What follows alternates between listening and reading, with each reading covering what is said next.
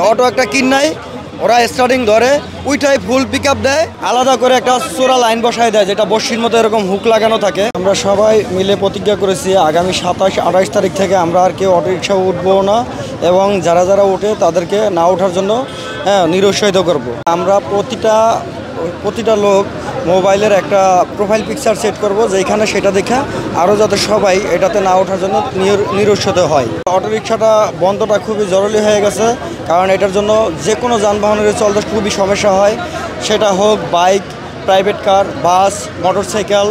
এবং এদের কারণে যারা বৈধভাবে কাগজপাতি করে লাইসেন্স করে রাস্তায় গাড়ি নিয়ে বের হয় তাদের কোনো ইনকাম হয় না। এরা এই অবৈধ গাড়ি দিয়ে ইনকাম করে তাদের রুজিরুটির ক্ষতি করে এবং এরা বেশিরভাগই বিভিন্ন থানা, উপজেলা, গ্রামগঞ্জ থেকে আসছে যারা আওয়ামী লীগের বিগত স্বৈরাচারের দোষর যারা ছিল, যাদের কোনো এখন নিজ গ্রামে থাকতে পারে না, আইসায় একটা অটোরিকশা নিয়ে বের হইয়া কোনো লাইসেন্স লাগে না, কিছু লাগে না, প্রতিদিন 1000, 1200, 2000 টাকা ইনকাম করে নিয়ে চলে যায়।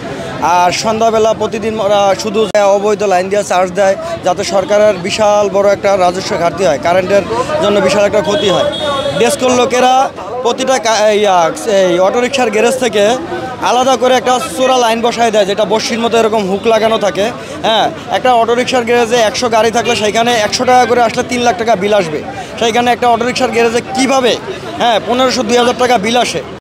এই ডেস্কর লোকেরা মাসে 20 থেকে 30 হাজার টাকা করে কন্ট্যাক্ট করে ওই অবৈধ লাইনগুলি লাগায়। আর এটার দৃষ্টান্ত আমি নিজে দোয়ারিপাড়া 3 নাম্বার, টিন সেট, বাসানটাক অনেকগুলি গ্যারেজ আমি দেখছি এবং আমি নিজে দেখা এগুলি দেখা খুবই হতবাক। আমরা বিদ্যুৎ পাচ্ছি না, আমরা এত টাকা কারেন্ট বিল দিচ্ছি, আমাদের ব্যবসা বাণিজ্যতে ক্ষতি হচ্ছে, কিন্তু ওরা ঠিকই দিচ্ছে। ওরা একটাই এখন অজুহাত বের করছে যে আমরা কি করে খাবো, আগে কি করে খাইছে। এই অটোরিকশা বের হয়েছে 5ই আগস্টের পরে থেকে একটু বেশি চলতেছে, তার আগে চলছে খুব কম, অলিগলিতে চলছে, কিন্তু তার আগে কি করে খাইছে।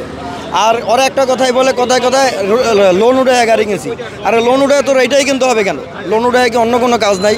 এটা জানো অবৈধ, এটার জন্য মানুষের ক্ষতি হয়, এইটাই কেন কিনতে হইব?